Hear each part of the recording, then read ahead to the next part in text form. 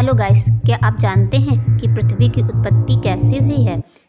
वैज्ञानिकों का मानना है कि पृथ्वी की उत्पत्ति रासायनिक क्रिया के फलस्वरूप हुई, न कि किसी दैवीय प्रक्रिया की, जो कि 390 वर्ष पूर्व हुई। दरअसल पृथ्वी प्रारंभ में एक आग का गोला थी, जिस पर चारों तरफ आग ही आग और दहकता हुआ ज्वालामुखी और उस पर लावा खौलता हुआ नजर आ रहा था, जिसने पृथ्वी को वातावरण को पूरी तरीके से गर्म कर रखा था और जगह जगह पर ज्वालामुखी विस्फोट हो रहे थे। पृथ्वी के इस तरह के वातावरण में ऑक्सीजन पूरी तरीके अनुपस्थित थी। लाखों करोड़ों वर्षों की प्रक्रिया के फलस्वरूप पृथ्वी का वातावरण में कुछ परिवर्तन आया और पृथ्वी कुछ ठंडी हुई और पृथ्वी का रंग अब कुछ बदलने लगा था।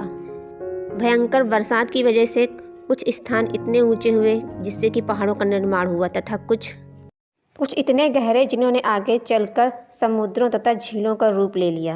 अब कहानी और रोचक होने वाली थी कि आखिर पृथ्वी पर आने वाले प्रथम जीव आखिर थे कौन से।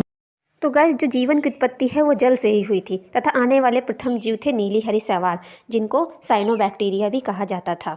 तो ये साइनोबैक्टीरिया एक प्रकार के बैक्टीरिया थे जो एक कोश की थे और प्रकाश संश्लेषण भी कर सकते थे।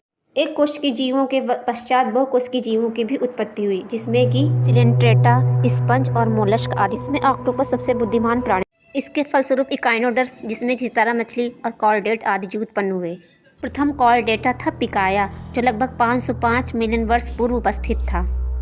इसके अतिरिक्त गाइस, अगर आप जानना चाहते हैं कि धरती पर मानव की उत्पत्ति कैसे हुई, प्रथम आने वाले पृथ्वी पर रेंगने वाले जीव थे, डायनासोर्स की उत्पत्ति आखिर कब हुई थी और इसके अतिरिक्त मनुष्य की उत्पत्ति कैसे हुई, किन किन परिवर्तनों के फलस्वरूप मानव जीवन संभव हुआ।